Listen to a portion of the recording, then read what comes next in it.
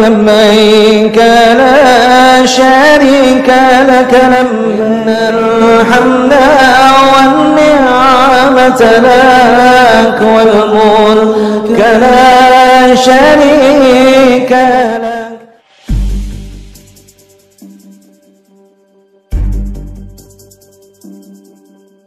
Kementerian Agama menegaskan bahwa penyusunan biaya penyelenggaraan ibadah haji tidak membedakan usia jamaah, apakah masuk kategori muda atau lanjut usia. Penegasan tersebut disampaikan Dirjen Penyelenggaraan Haji dan Umroh Hilman Latif merespon pernyataan tertulis yang disampaikan pihak Haris Azhar Law Office. Dalam keterangannya, Haris Azhar Law Office mendesak agar negara mengecualikan pembebanan biaya tambahan pelunasan haji pada jemaah haji lansia yang masuk kategori lunas tunda tahun 1430 Hijriah atau 2022 Masehi sebesar 9.400.000 dan jemaah haji lansia tahun 1444 Hijriah atau 2023 Masehi sebesar Rp23.500.000. Biaya haji reguler ini semua sama, tidak ada pembedaan antara muda dan tua. Ini juga sejalan dengan konsep istato'ah, karena haji adalah kewajiban bagi mereka yang mampu, ujar Hilman Latif dalam keterangannya di Jakarta pada Selasa 14 Maret 2023. Hilman juga menyebutkan pembahasan BPIH dilakukan secara terbuka dengan Komisi 8 DPR RI. Semua proses pembahasan dana haji juga dilakukan terbuka, transparansi, dan juga akuntabel melalui mekanisme pembahasan bersama antara pemerintah, dalam hal ini Kementerian Agama bersama Komisi 8 DPR RI, ujar Hilman Latif. Hilman Latif menjelaskan bahwa BPIH yang telah ditetapkan bersama DPR tidak semestinya diistilahkan sebagai pembebanan. Pasalnya, tidak semua BPIH itu dibayarkan sepenuhnya oleh jamaah haji, kata Hilman Latif.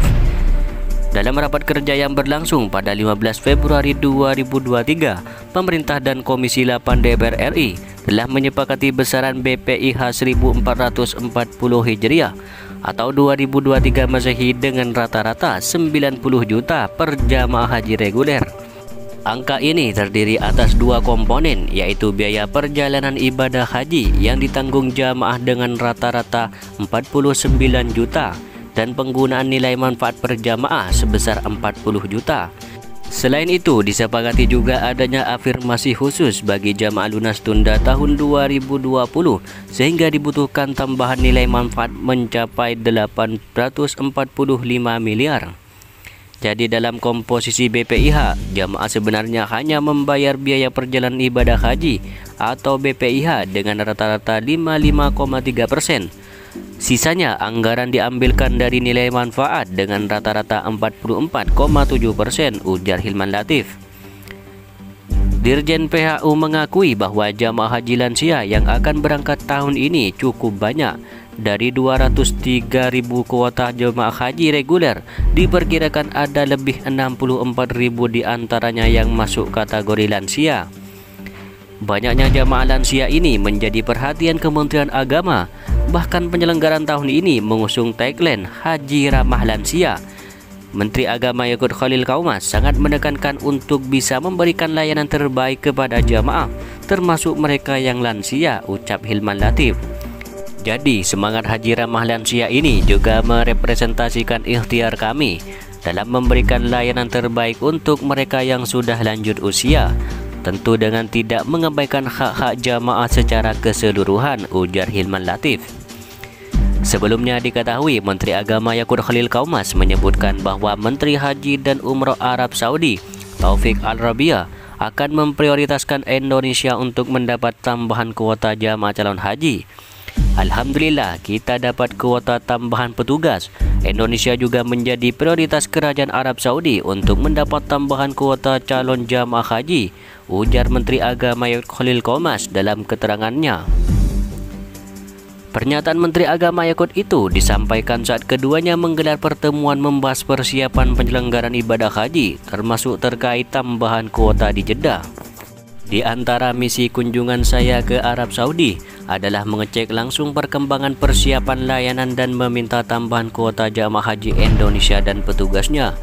Dua hal ini kita bahas bersama Menteri Taufik di Jeddah, kata Gus Yakun. Gus Yakun mengatakan untuk tambahan kuota petugas akan difokuskan dalam penguatan layanan jamaah lansia. Pasalnya dari 203.000 jamaah kuota haji reguler, ada lebih 64.000 calon haji yang masuk kategori lansia. Menurut Gus Yakun, beragam persiapan layanan difokuskan dalam upaya memberikan yang terbaik untuk jamaah, termasuk mereka yang lansia itu. Akan ada rekrutmen khusus untuk pengisian tambahan kuota petugas, dan ini difokuskan pada penguatan layanan lansia, kata Gus Yakun.